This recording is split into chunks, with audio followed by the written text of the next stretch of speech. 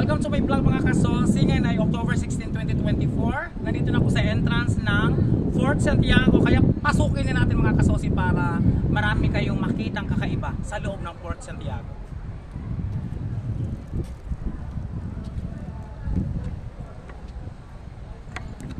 So ayan mga kasosi, no, papasok na tayo sa entrance. Sandali, ayusin ko lang yung camera ko at baka tayo ay okay na siguro ito.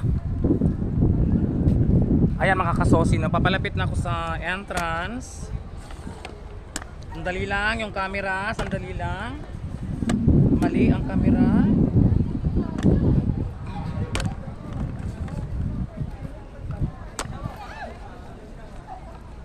So ayan, papalapit na ako sa entrance. Bago kayo makapasok sa entrance, kaliwat kanan makikita niyo yung ilog na ito. Ayan oh.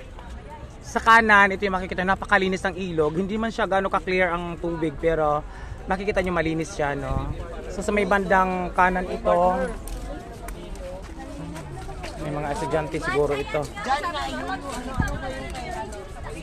Tapos dito naman sa bandang kaliwa mga kasosi, makikita nyo napakalinis din na ilog, no? Ayan, oh. So iba dito talagang alaga yung tubig no, yung ilog. Hindi katulad sa ibang ilog na napapabayaan, pero dito talagang ayan oh, malinaw, clear ang tubig talaga. Nang biglang may pumasok na siguro mga estudyante ito mga kasusi, no, ang dami. Mainit pero it's okay, sige. Ayan, mga estudyante ngayon pumasok. So magpapahuli na lang ako, dito muna ako. Magpahuli lang muna ako, sige. So ayan, nakadaan na yung mga grupo ng mga estudyante, mga kasosin. So ito yung sitwasyon dito ngayon, October 16, 2024. Ito yung entrance, no, papasok ng Fort Santiago. Kung makikita ninyo, although ano na siya, Fort Santiago na ito, pero yung kung papasok ka doon, ibang ano yun, ibang area. Kaya dapat pasukin din natin yan. Ayan, di ba? So dito pa lang sa entrance, no, may nagpi-picture taking na kailangan din makapagpa-picture din siguro ako. O hindi pwedeng wala rin akong picture dito. Ilang? Oh, ayan pala eh. So ayan oh.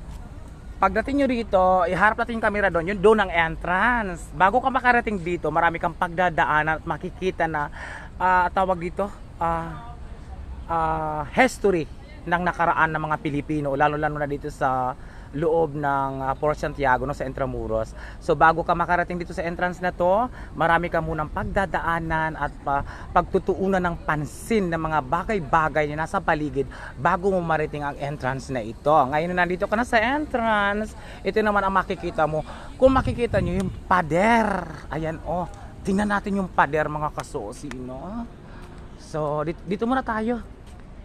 Ang init. Sa totoo lang yung aking skin, oh, yung skin ko. Ayun, kung mapapansin niyo yung ano no, yung linalakaran ko, kakaiba, di ba? So dito tayo, no.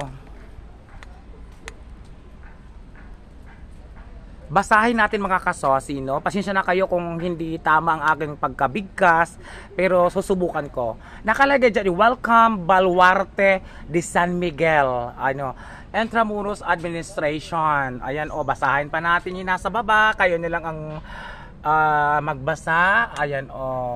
Ayan, yan. Ayan. So, welcome to Baluarte de San Miguel. Ayan o. So, ito yung Baluarte de San Miguel. Para naman kompleto ang mapapanood nyo sa vlog ko, kaya nagsimula muna ako dito.